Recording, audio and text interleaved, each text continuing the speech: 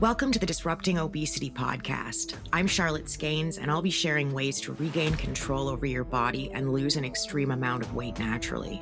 Being fat is about so much more than just the food. It's about your relationship with food. That means that dealing with your weight is about more than just the food, too. You have to change that relationship. You have to start disrupting obesity.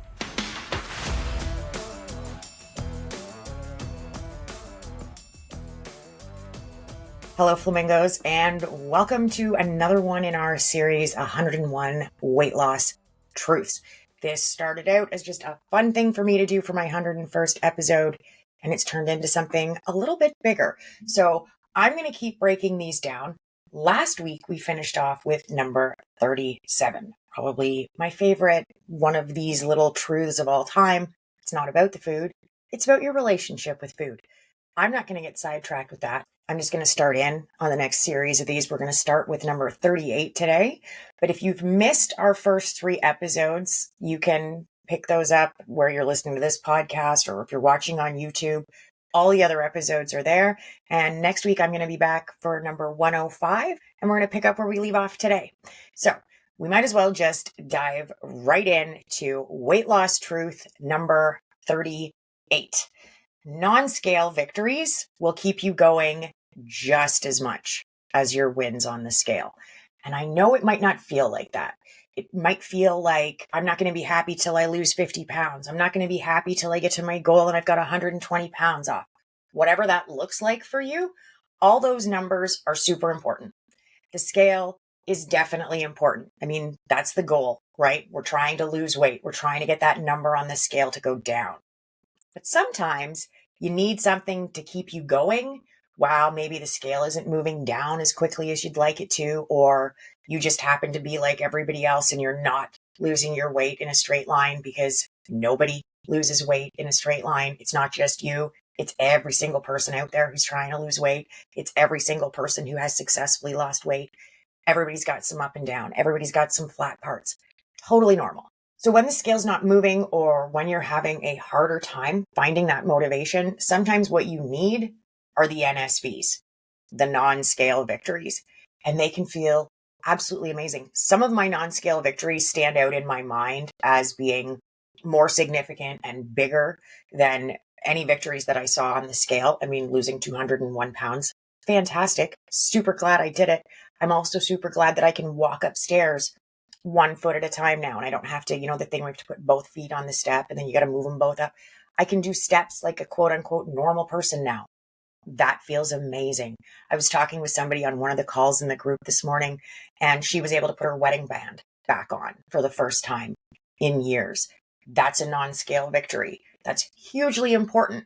And it's the type of thing that you can turn to when that scale's not moving, or when you're just feeling a bit low. Is this worth it? How am I going to keep going? This is taking forever. NSV. This is when you need a non-scale victory to just kind of pick you up a little bit and keep you going. The scale might not have moved, but you know what? Your pants are fitting differently. You didn't need to use a seatbelt extender. You fit into the movie theater seat, whatever. Those non-scale victories, the little wins that you get that have nothing to do with the scale, are so significant. They're so important. And there's something I'm going to continuously urge you to chase down, to shoot for. They're goals that you should be setting. It's not just about the scale, and you don't want it to be just about the scale. This is kind of like 37, where we say it's not about the food, it's about your relationship with food. Weight loss isn't all about the scale either. Sometimes it's about your relationship with the scale. It's about your relationship with losing weight. There's all kinds of other stuff loaded into this that you need to be taking a look at. And focusing on your NSVs is one way that you can do that. And one way you can start challenging your relationship with food and challenging the conversations that you have with yourself about what it means to be successful when it comes to weight loss. Because I'm telling you right now, if the only way you're going to measure your success is on this scale, you're setting yourself up for failure. You need to find other ways to measure your success so that you can keep yourself going. And yes, I urge people, we're going to talk about this at some point on this list, the pictures, the measurements, the fat clothes, all of that stuff. Those are all types of NSVs, but there are mental Non-scale victories. I'm pretty sure I've talked to you guys about this before. I know I've talked about it in the forum, but I used to visualize being the person who could push their plate away with food still on it because I had this compulsion. I don't know a better word for it. It was like a compulsion to just, I had to clear my plate. I had to finish everything that was on the plate or I didn't feel satisfied. And I don't mean satisfied physically because I would clear that plate even if I was so full I felt like I was going to be sick. I would still clear that plate. So it wasn't about physical satisfaction. It was about emotional and mental satisfaction and the fact that, I'd been programmed throughout my childhood to clear my plate because that's what you do to show that you're grateful and that's a good behavior. So I had to undo some of that programming and I had to find a way to still feel the satisfaction from my meals, but maybe not have to be the person who clears their plate. So I would visualize that. I would just, close my eyes and picture myself just pushing a plate away that still had some bites of food on it. And it took me a long time to be able to do that. But being able to do that was a non-scale victory that has kept me going so much further because it wasn't purely physical. It was something that was happening on an emotional and a mental level as well. And those are the type of changes that we're looking for. Those are the types of things that we want to be celebrating. It's not all about the scale. I mean, you absolutely want to focus on the scale and you want to build yourself up and, celebrate yourself for those wins that you're seeing with the numbers on the scale itself. I'm just asking that you take those behaviors and you apply them to your non-scale victories as well. That you get as excited about the fact that your pants are loose as you do about the fact that the scale is down a pound or a half a pound this week. Start to recognize the other things that are significant when it comes to your weight loss journey, because we want to be able to keep going. This isn't just about finding short-term motivation, and the scale's great for short-term motivation. And maybe if you've just got, 10 or 15 pounds to lose, that'll cut it for you. And that's cool. I can't speak to that because that's not what I have experience with. If you have more than 10 or 15 pounds to lose, you're probably going to need to understand this non-scale victory stuff too, and to find ways to make that work for you. And NSVs can be purely emotional. They don't have to be, the pants fitting differently or the rings or the scale or any of that. It can totally be the mindset stuff, like what I was just talking about. Now, the victory for me felt mental because I overcame something that was so deeply programmed into me by being able to push my food away. But another type of non-scale victory would be something like just changing your attitude, just changing the way that you're talking to yourself. A big non-scale victory might be something like, normally when I have a big food binge, I'll sit there and I'll beat myself up for hours. And then before you know it, that's just, spilling over into the next day and the whole week's blown. Well, this time when I had a big food bender, instead of beating myself up, I decided to look at the numbers. I decided to look into why I went on that food bender. I decided to handle it differently than I would have before. I didn't just lock myself into a guilt and shame spiral. I changed the pattern and I tried something new. That is a massive non-scale victory. And I would argue that is as significant as seeing, that pound or that half a pound on the scale. Even more so, I think, to be completely honest with you. It's not all about the scale. You have to find other ways to keep yourself going. And these NSVs that I'm talking about, they're one of the best ways to continue to motivate yourself, especially if, like me, you were staring down a couple of years to try and lose your weight, right? Because that is what I was staring down. It took me almost 2.5 years. So there had to be other things to motivate me other than a scale that I could not count on to be moving in the right direction every week. Okay, we're going to talk about number 39 and number 40 together because they are flip sides of the same coin.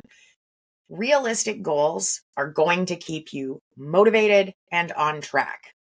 Unrealistic goals lead to frustration and failure. Okay, what do I mean by that? Because those are kind of pretty bold statements. If your goals are realistic, by which I mean they are both possible and plausible, and they have to be both things. An example I'd like to use for this in the program is it is possible for me to become the Prime Minister of Canada. It's totally possible. I meet the criteria. I could run for Prime Minister. It's possible. Is it plausible that I'm going to become Prime Minister? No, I'm not even running and I have no interest in doing it. So it's possible, yes. It's plausible, no. And I want you to apply those 2 P's to your weight loss goals as well. They have to be possible and plausible. Is it possible to lose 5 pounds a week? Theoretically, yes. I mean, I could run the math for you. It's not an easy thing to do, but theoretically, yes, especially if you've got a significantly higher TDEE like I did. I need 3,500 calories a day to maintain. So cutting all of those calories out over the course of a week was something that theoretically was possible. Is it plausible that you're going to lose 5 pounds a week every week for your weight loss journey? No. No, it isn't. And unless you started this episode midstream, you will have just heard me say that nobody loses their weight in a straight line. So it's not plausible for you to lose 5 pounds a week every single week for the amount of time that it takes you to lose your weight. I understand why you would want that to be your goal. I totally get it. We all want to do this as quickly as we can. Setting a goal like that, though, is only going to slow you down and set you back if it doesn't cause you to quit flat out. Because you're going to hit a point where you're like, okay, I'm not losing 5 pounds a week. I'm never going to lose more than 5 pounds a week to make up for the fact that I thought that I could lose 30 pounds in 6 weeks. You're not going to be able to make that up. So you're going to get discouraged and you're probably going to end up throwing in the towel, which really sucks because you didn't have to, because you were probably doing great. I mean, what if you were losing like 2 pounds a week even? That's outstanding, but you wanted to lose 5. So now you feel like a failure when the reality is you're fucking killing it losing 2 pounds a week, but you're beating yourself up because you think you should be losing 5. That is how an unrealistic goal can completely derail you and lead to the frustration and the failure. That is how easily it can happen. I would much rather see you set a goal for yourself of, I'm going to lose a half a pound a week. I'm going to lose a pound a week. And if you smash it, you're going to feel good about yourself and you're creating more reasons to continue, because that's what we're after here. Losing weight takes a lot of time. We want to make sure that you're going to be able to keep going for however long this is going to take you. And it's going to take you a while. So we want to keep those goals as realistic as we can. Realistic goals keep you motivated and on track, especially if you feel like you're killing it. And the other side of it is, if your goal is to lose a pound a week, which is an awesome goal, it's a fabulous goal. And I know people are going, oh, it's not enough. You should be shooting higher, because if you shoot higher, then you're going to try harder. Not in my experience. What happens in my experience is we set the bar super high and then we try to hit it and then we don't hit it. And we feel really bad about ourselves and we end up triggering a whole bunch of that old, horrible self-talk and shit. I'm too fat to do this. I'm never going to lose the weight. I'm awful. Just all of this negative garbage, none of which is true. But we start repeating that to ourselves over and over again. Yeah, we don't want to do that either. We don't have the stats on how many people start and give up partway through. We know that 85% of people who lose the weight gain it back within 5 years, and they are on average 25% heavier than they were when they started out, which is awful. And those are the numbers that keep me up all night long. But we really don't have numbers of what it looks like with people who make it for 3 days or make it for a week and a half or manage to keep going for 3 weeks and then call it quits. We don't have that data.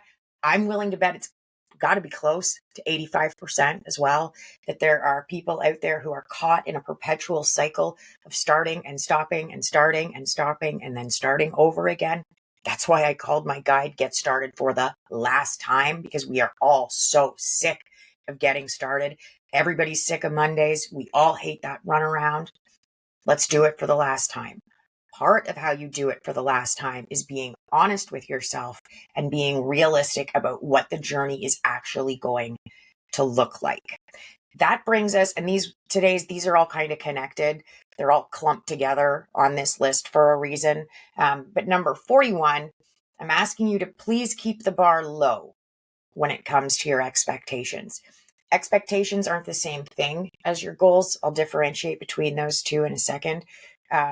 One of them is what you want to happen, and the other one is what you think is going to happen, and those are not the same thing. So like I just said, you don't want to expect to lose 5 pounds a week. I averaged 1.55 pounds a week, which is an amazing clip, by the way. I did so well. But I expect to lose a pound a week and then everything else is gravy. Or like I'm lowering my set weight right now and my expectation is I want to lose a half a pound a week.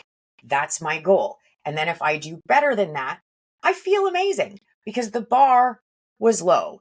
That takes us to number 42. It's better to surprise yourself than to let yourself down, because that's the worst feeling. That's the worst feeling in the world. You should always feel happy when you get on the scale and you see a loss. I will also argue that you should always feel happy when you get on the scale and it's flat, because so long as you didn't gain, it's a win. Maintaining is still a win. It's always a win, but that's a whole other hill that I'm willing to die on. But just think about how you feel, right? It's the surprise element. So you've been telling yourself that you're going to lose 5 pounds a week. You get on the scale and you've lost 2 pounds.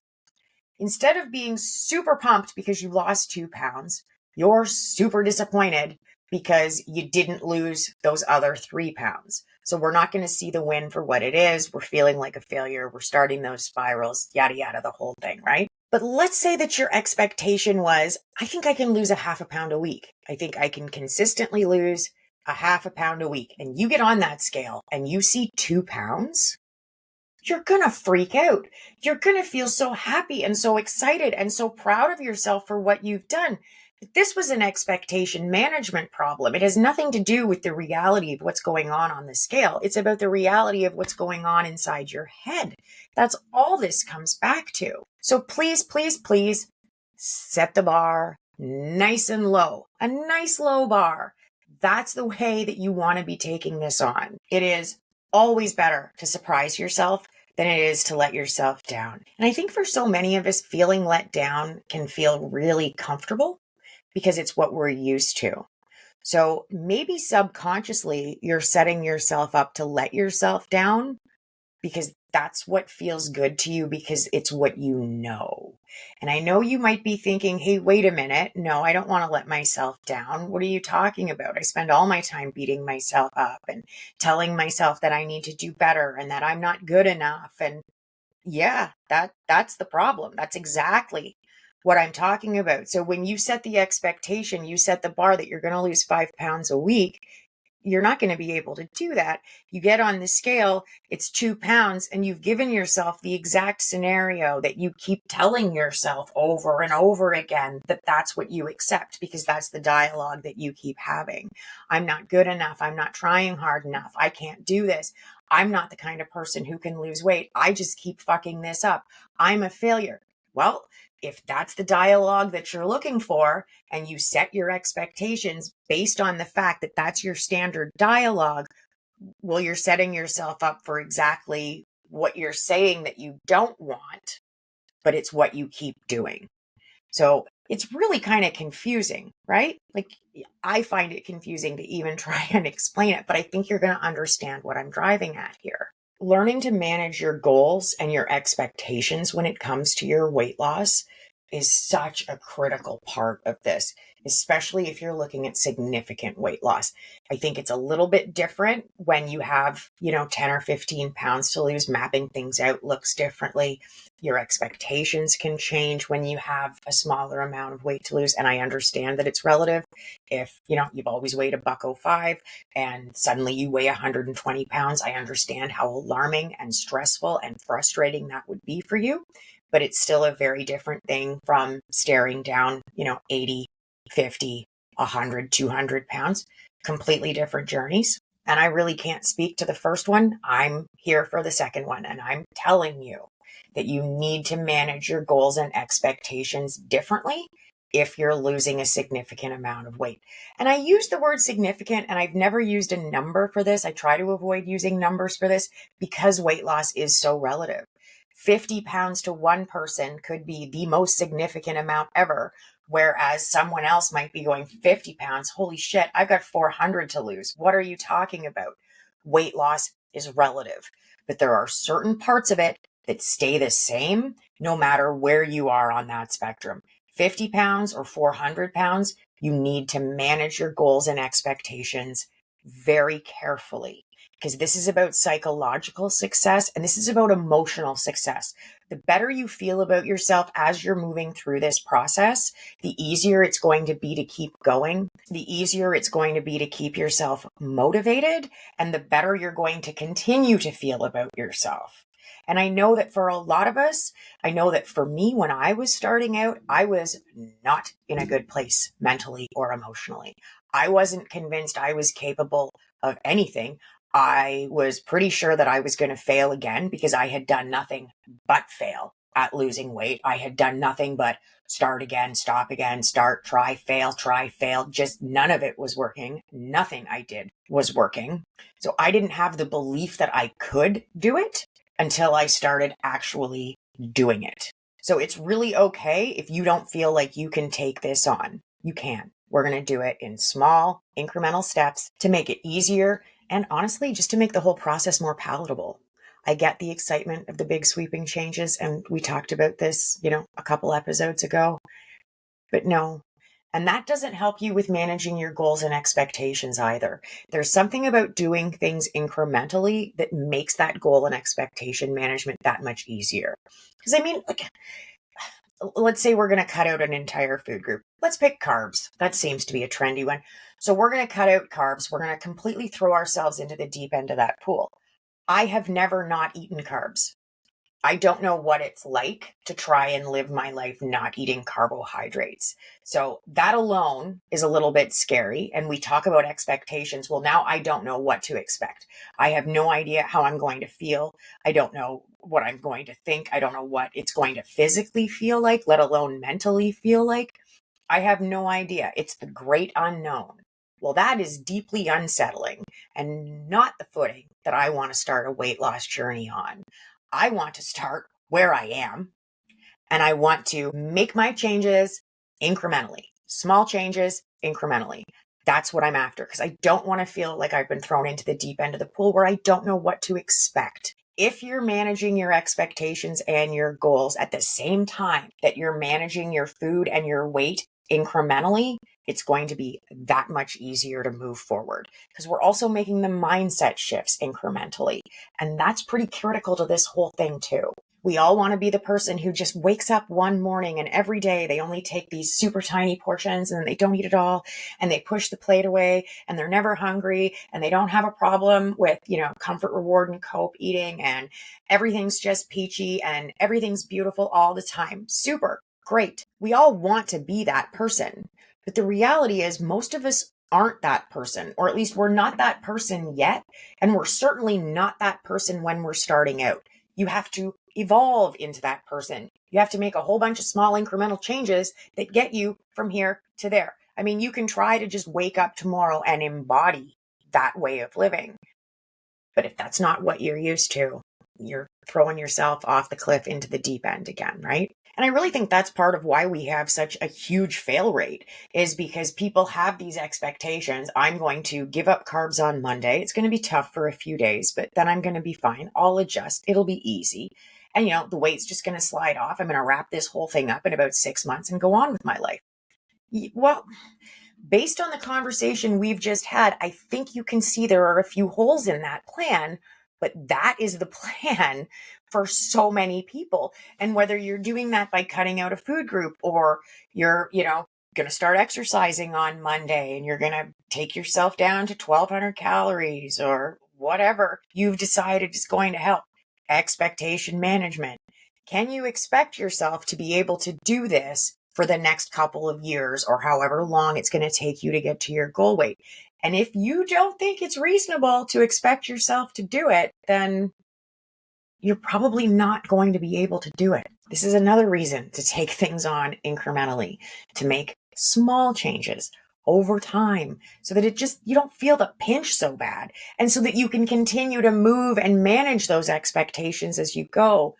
In the program, I have a lot of stuff, but I have these sheets done up for people so that they can map out their expectations as they go to try to manage that. And I made them adaptable, because once you start getting some data behind you and you go, okay, well, I'm losing weight at a rate of 1.2 pounds a week. You can change your expectations. I'm losing, 0.8 pounds a week on average. Awesome. You can change your goals and expectations accordingly so that you can keep motivating yourself and keep pushing yourself farther and farther down the road of your weight loss journey. So many of us burn out, and it's not even your fault. It really isn't. There's nobody talking about this stuff. Nobody out there, at least that I've heard, is telling you that if you don't manage your expectations, you're setting yourself up for failure. We just tell everybody to shoot for the moon and hope that you get there.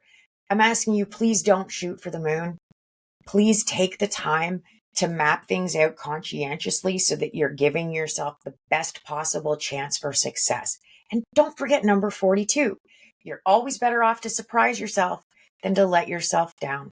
And when you put yourself in a position where you know you're going to be letting yourself down every week, are you trying to manage your expectations, or is this some form of self-sabotage? If you're mapping out goals and expectations for yourself that you know are just way too pie in the sky, you're not going to be able to hit them.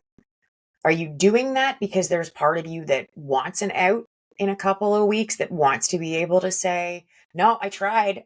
I couldn't lose 5 pounds a week. It's not working. Or I couldn't lose 2 pounds a week. It's not working. I'm not cut out for this. I don't think I should keep going. Is that the dialogue that you're looking to have with yourself later on down the road? Because if you're choosing a path that you know is going to be very hard for you to stay on, why are you choosing that path if not because you're looking for a way out later? You've got a built-in fail-safe, right? You can just jump off because it's not working, so you've got an out again. That's not everybody all the time, but that's a lot of us some of the time. It definitely happens that we set those goals too high on purpose, not consciously. You're not saying, I'm gonna make this impossible so that I can just give up. No, that's not what I'm saying. I'm saying there's a small part subconsciously, that little self-saboteur in there going, if I make this really hard, but convince her that maybe she can do it, she's not going to be able to do it. She's going to pack it in. Just watch. That type of self-sabotage, because you're used to letting yourself down. So you've set yourself up to continue to let yourself down because it's what you know, it's what's comfortable, and it's just a cycle that you found yourself caught in. These ones have all been kind of connected, this little chunk. And I know it's going to take me a while to get through 101 of these if I keep doing, what did we do today? 5? If I keep doing 5 of them at a time. But these ones all they just fit together so perfectly that I want to kind of let them stand alone. So I think I'm going to leave it there this week. But we're going to come back next week and we're going to start on number 43, which I think you'll really enjoy too. And we're going to swing the pendulum the opposite way with that one. If you'd like some help to break some of these cycles and some of these patterns, if you need help when it comes to mapping out goals or expectations, you guys know where to find me. Check out the website, disruptingobesity.com. You can find me on Instagram. Please don't be afraid to send me a message. I know sometimes it can be a little intimidating. I promise you I'll answer. I don't have staff that do that for me. I don't have bots that do that for me. I'm old school and I still do all this myself because I'm crazy. So you can reach out anytime with anything. If you're looking for the accountability end of it, you've got Flamingo Forum. We're doing daily accountability in there every single day, plus 3 live calls a week. There's the program. There are my free guides. You guys know the drill. Head to the website, check it out, reach out to me, and I can send it your way. In the meantime, keep trying, keep tracking. Don't be intimidated and don't give up. You've totally got this. Thank you for listening to Disrupting Obesity with Charlotte Skanes. If you know it's time to take back control, lose the weight, and keep it off, reach out to me privately with a direct message on Instagram that says ready, so you can start disrupting obesity.